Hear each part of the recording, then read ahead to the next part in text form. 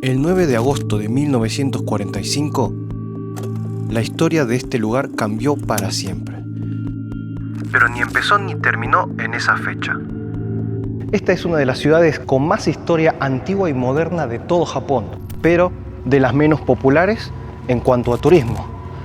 Yo soy Naka, esto es Japatonic y hoy vamos a recorrer la olvidada ciudad de Nagasaki.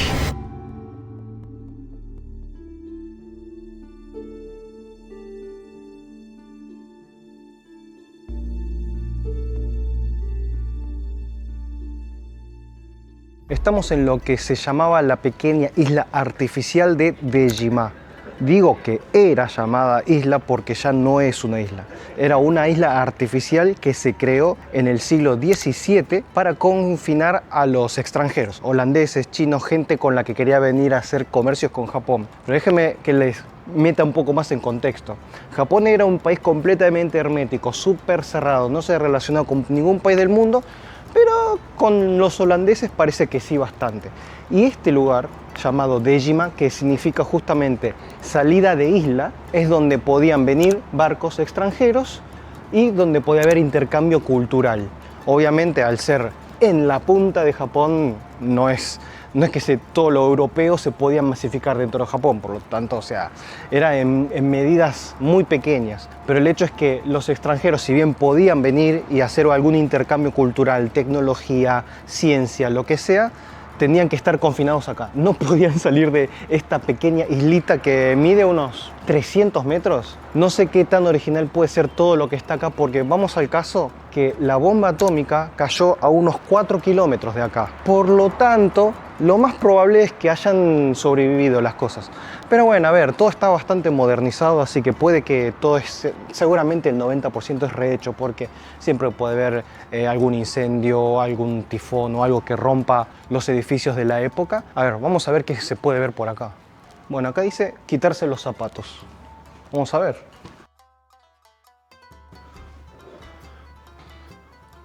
Claro, ahí se ven, por ejemplo, cosas europeas como las tazas de té, cosas por el estilo. Eso es como que es bien retro, digamos. Sea dicho de paso, les gustan mis medias de dedos. Son muy cómodas, ¿eh? Al principio te cuesta acostumbrarte, pero después uno se acostumbra. Pero eso sí que me parece algo súper interesante, de que era el único punto de todo Japón donde podían entrar y salir barcos extranjeros. O sea, era solo acá. ¿Qué digo extranjeros? A ver, que no me estudié esa parte de la historia, pero los japoneses tampoco podían salir de Japón. Nadie podía entrar y salir libremente, no había comercio. Es más, cuando fui a Vietnam, se me hizo muy interesante cuando visité la zona japonesa de Hoi An, que esa era la zona donde estuvieron los japoneses antes de la era Edo, antes de que Japón cerrara las fronteras. O sea, es de hasta principio del siglo XVI. Después de eso, nunca más. O siglo XVII, perdón. Pero ¿por qué Japón se aisló del mundo?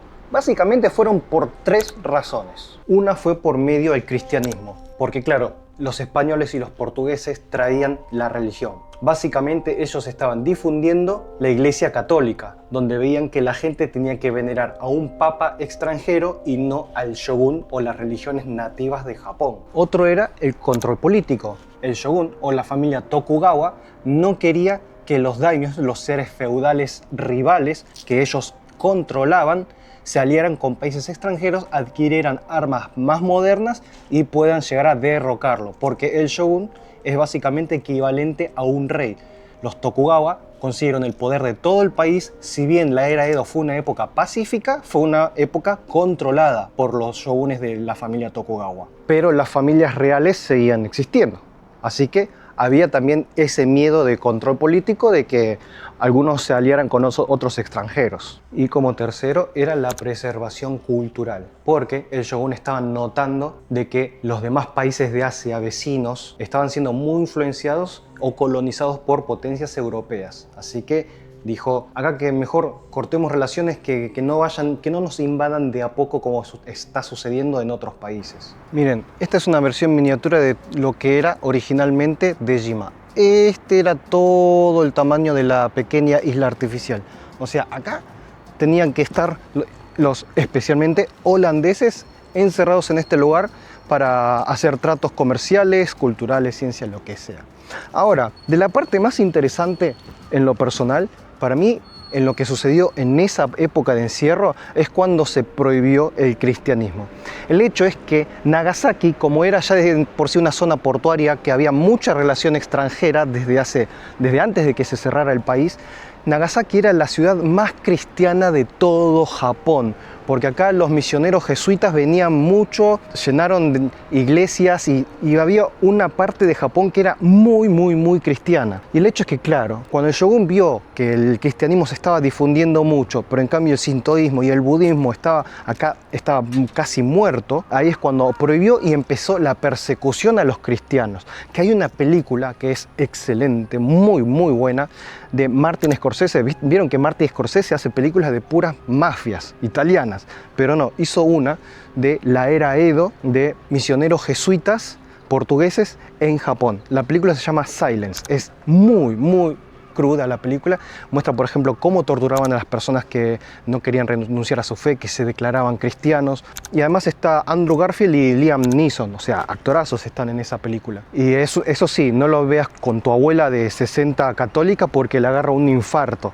le va a caer peor que ver la Pasión de Cristo.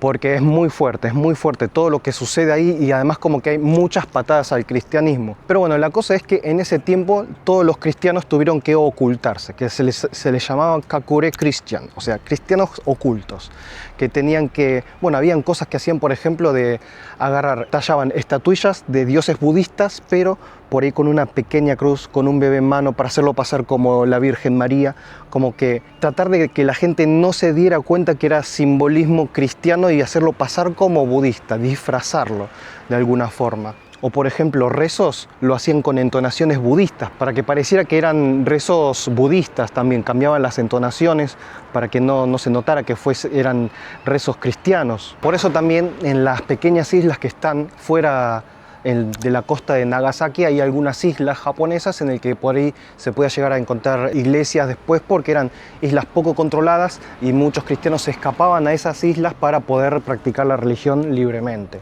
Que por cierto vamos a pasar por alguna de esas islas en los próximos videos. Y este es el barrio chino de Nagasaki, que dentro de lo que es historia de relación con China es de los que tiene historia más larga. Fue uno de los barrios chinos más importantes de Japón básicamente, porque justamente era el área de conexión, ¿no?, con otros países. Pero la realidad es que hoy en día desde la entrada se puede ver el final de la calle, es súper chiquito. El hecho es que había barrio chino porque, claro, y no tenían que confinarse en Dejima, porque como habían mejores relaciones, podían entrar un poquito más a lo que era el Japón real. Y ahora la gente que vio el video de Okinawa dice, pero Naka, dijiste que Japón tenía súper malas relaciones con China y por eso armaron toda la escenografía con Okinawa, el reino Ryukyu y no sé qué cosa.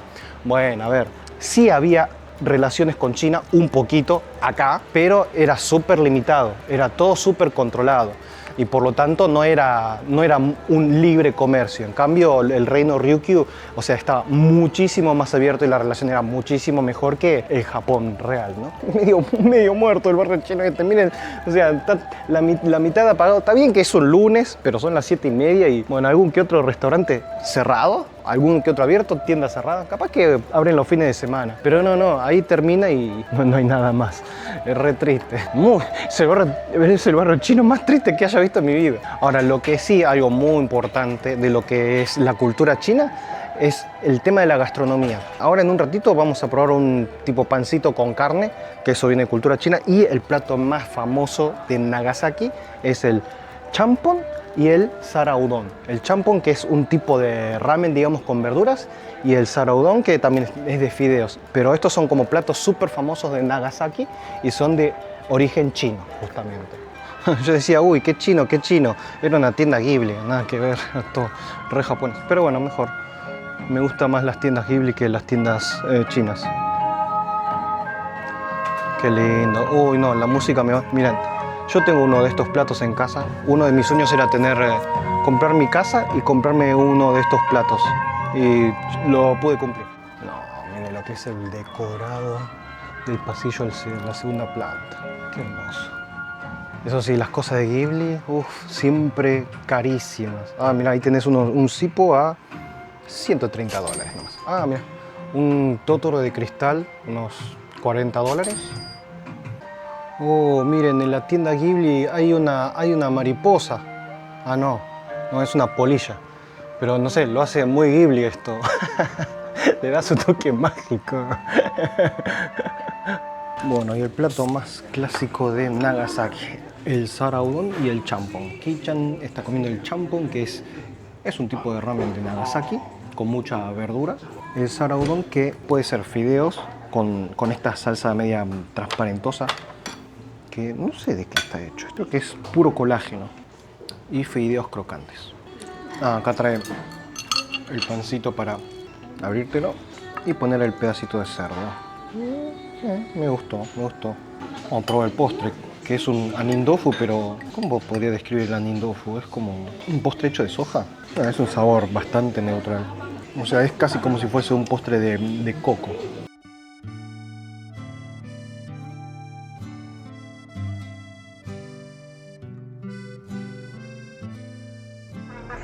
Bueno, esto es Hashima, lo que es también conocido como Gunkanjima, que es uno de los sitios abandonados más interesantes de todo Japón, porque es una isla en gran parte artificial, del cual, como había una mina de carbón subterránea, submarina, Mitsubishi se apoderó del espacio, creó una isla de unas 6 hectáreas. Este fue uno de los lugares más poblados de todo Japón. O sea, en cuanto a densidad poblacional, en 6 hectáreas vivió hasta 5.300 personas en el año 1959.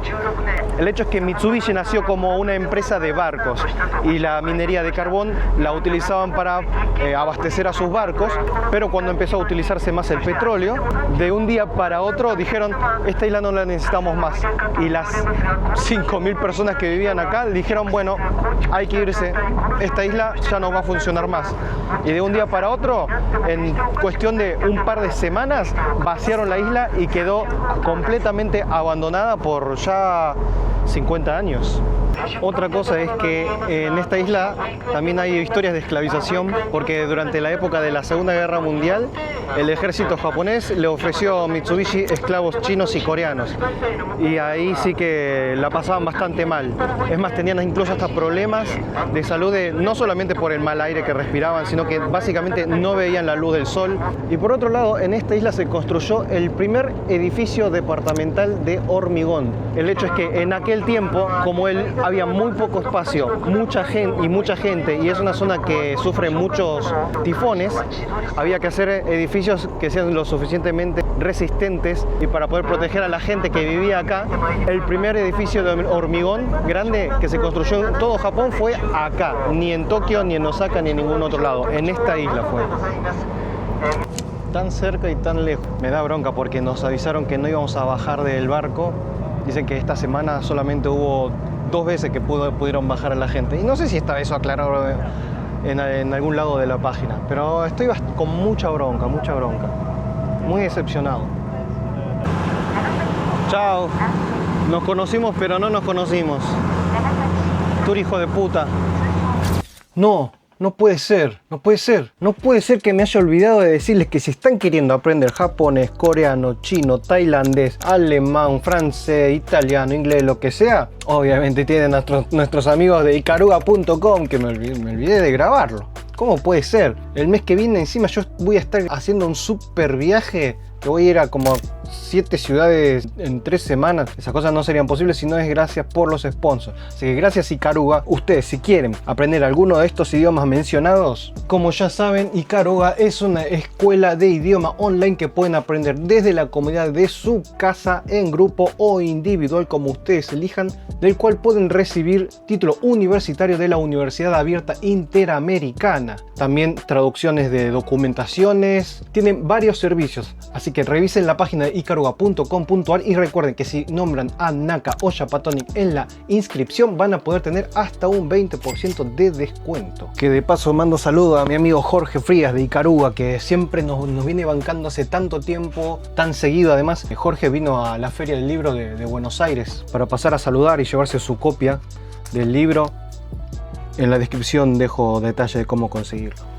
Gracias Ikaruga.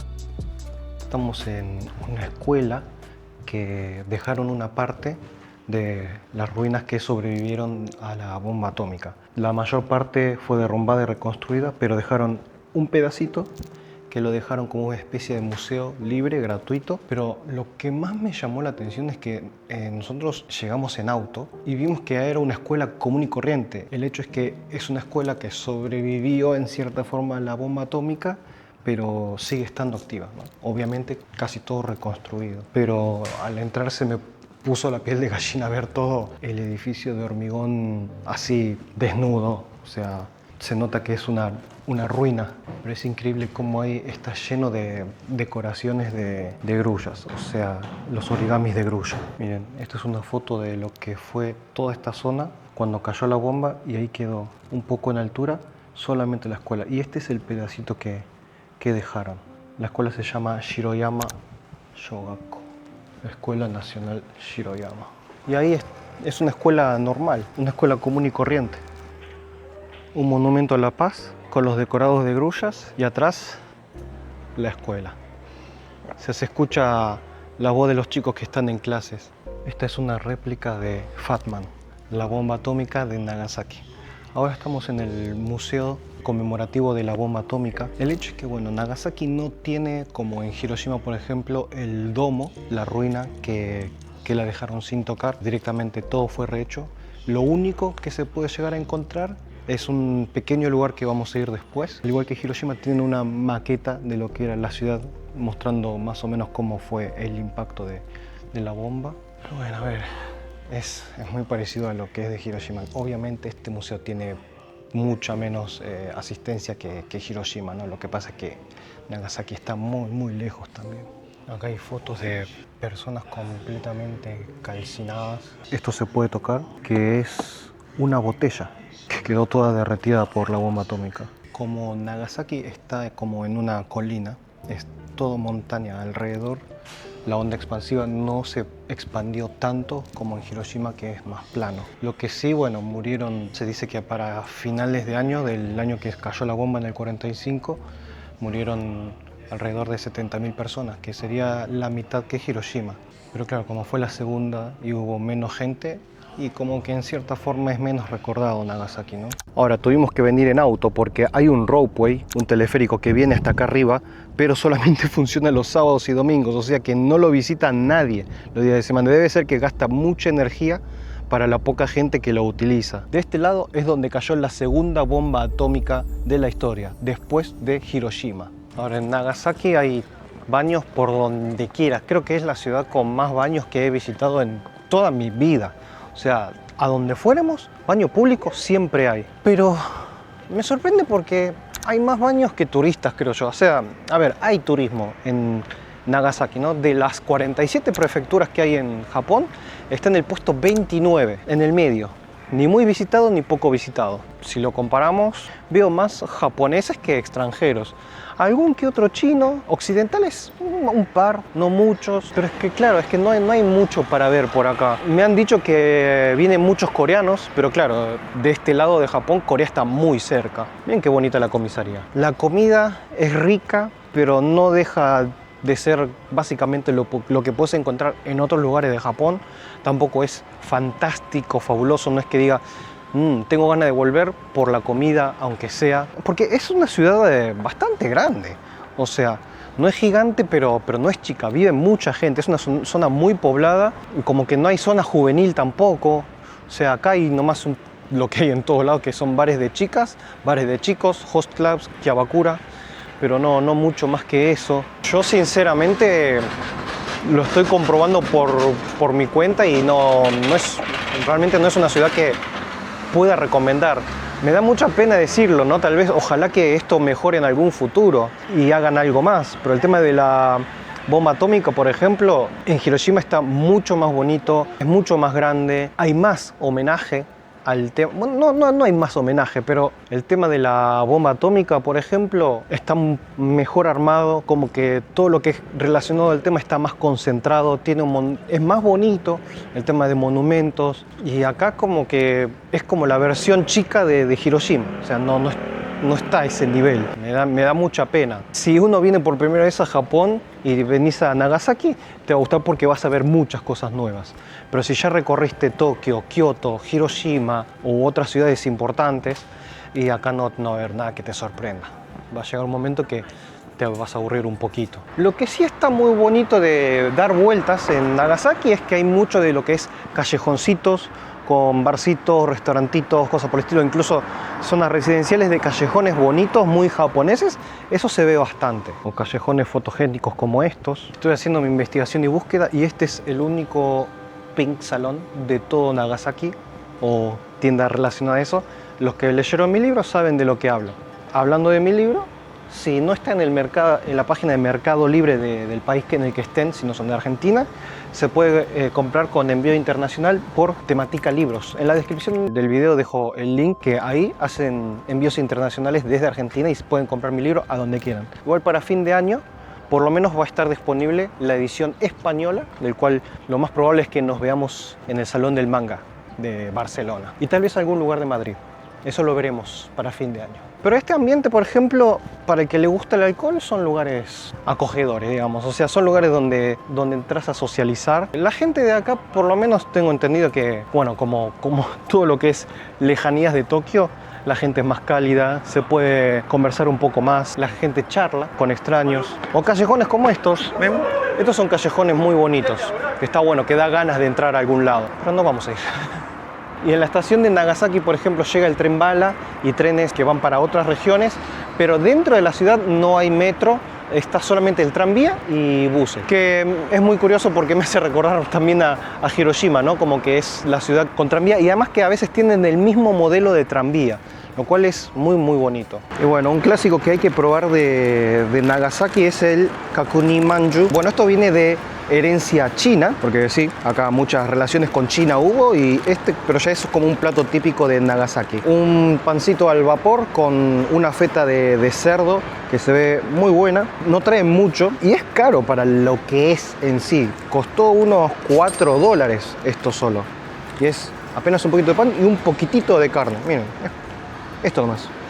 Una fetita. Pero a ver, más les vale que sea el más rico del mundo. Tuvieron suerte, ¿eh? Cerdito agridulce. Muy bueno, muy bueno. Para el precio, no es para comerlo muchas veces, pero está bueno, bueno de verdad. Que a esto le agregás $2-3 y ya te comes un ramen, ¿no? Igual de acá, tuvimos que ir a comer a un lugar que es medio famoso de acá. No es una especialidad en Nagasaki, pero el lugar sí es famoso y es un tipo de comida que no se ve tanto en todo Japón, digamos. Vamos a terminar de comer esto y vamos.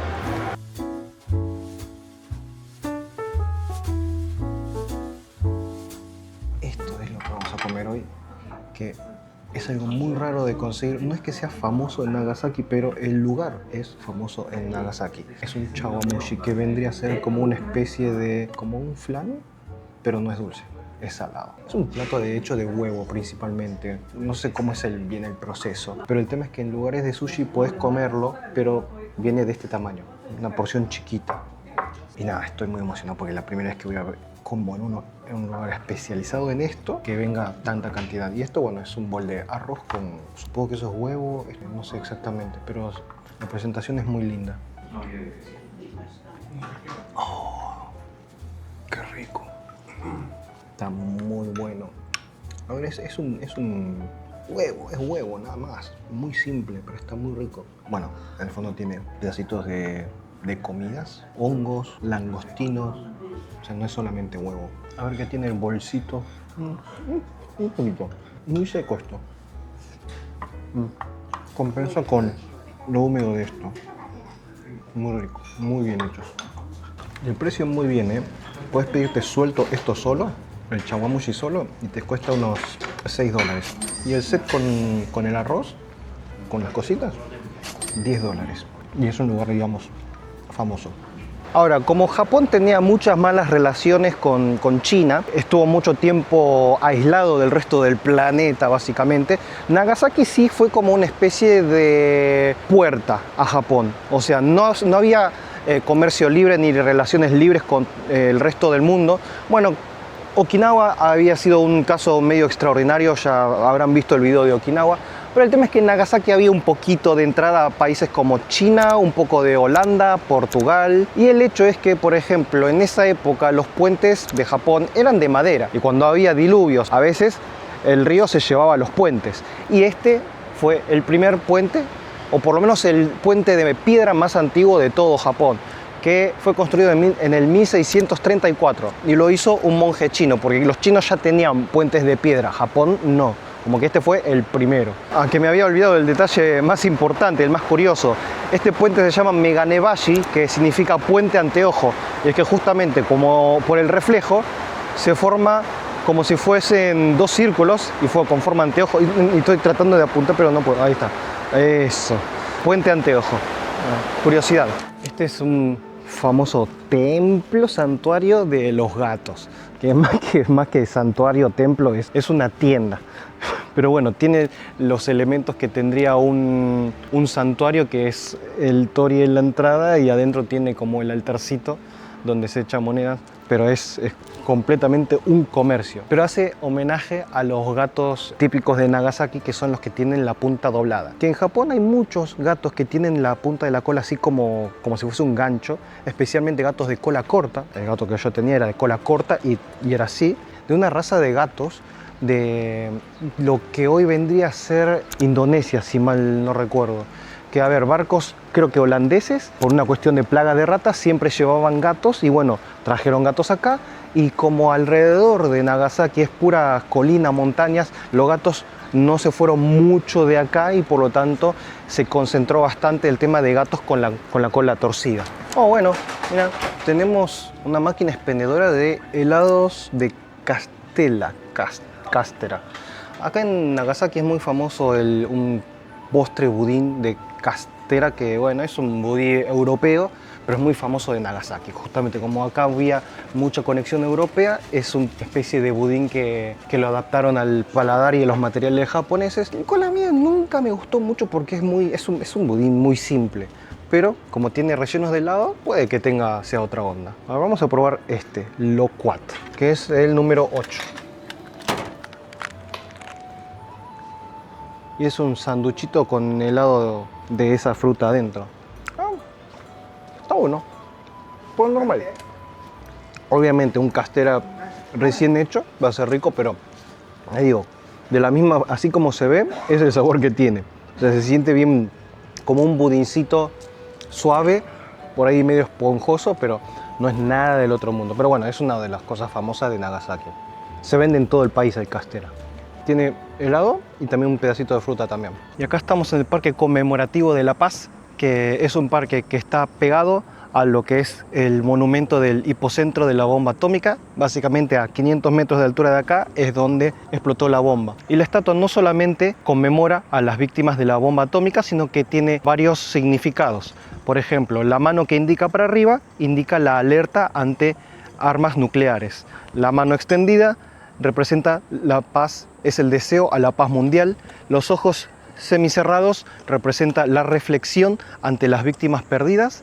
La pierna doblada simboliza la meditación y la pierna apoyada en el suelo representa la predisposición de levantarse rápido a ayudar gentes que necesiten algo. La verdad que es un parque bastante desolado, no, se ve que no es muy popular, hay muy poco turismo, muy poca gente.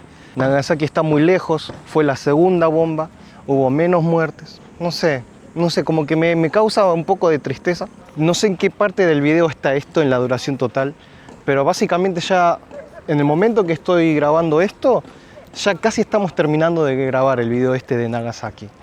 Y la realidad no es una ciudad que puede recomendar mucho. No es como Hiroshima. Hiroshima tiene Miyajima, que es una zona súper turística, muy linda. Pero Nagasaki como atractivo turístico, la verdad que lo que más me llamaba era el Gunkanjima y la verdad que la experiencia fue horrible, fue muy mala. Hay una paloma blanca, qué loco.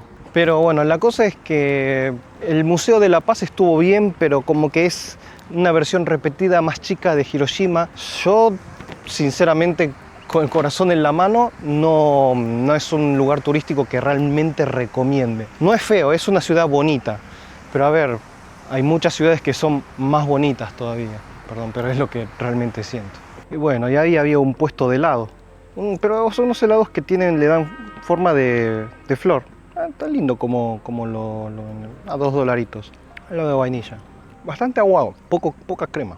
Bueno, está bien. Pero como que sí es lo único que hay, por lo menos sobre el parque. Y esta es la catedral de Urakami, que antes de la Segunda Guerra Mundial fue la iglesia católica, la catedral más grande de toda Asia Oriental. El hecho es que, claro, Japón tuvo esos 200 años de estar cerrado ante el mundo y prohibiendo el catolicismo, pero los católicos nunca desaparecieron. Eran justamente católicos ocultos. Y el hecho es que en la era Meiji, en la era imperial de Japón, por presión extranjera, se liberó esa regla, esa ley, digamos. Por lo tanto, se terminó la prohibición de libertad religiosa. A pesar de que el emperador estaba reforzando el sintoísmo, pusieron esta iglesia en homenaje a los católicos que tuvieron que ocultarse por 250 años. Claro que no fue puesto por el gobierno. Esto lo hicieron justamente católicos locales con ayuda de europeos. Es una iglesia común y corriente.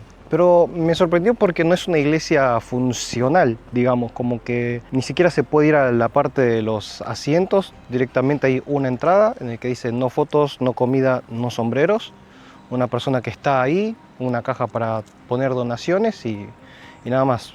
No se tarda 20 segundos en recorrer.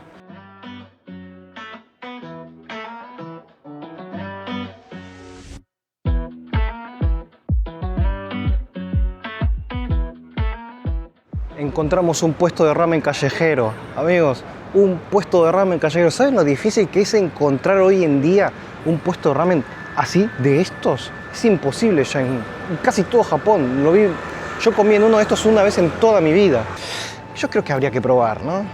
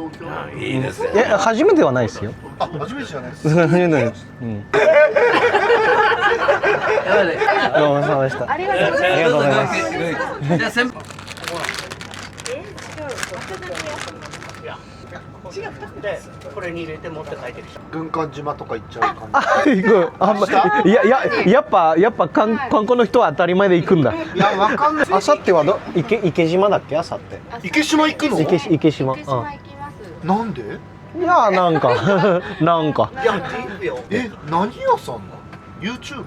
あ、そうです。ほぼ冗談だと思う。てかこれいや待ってよ、これ取らなくていいのこれ。これはいいの？いやちょっと撮ってますよ。ちょっとそれちょっと撮ってますよ。あ、撮ってる。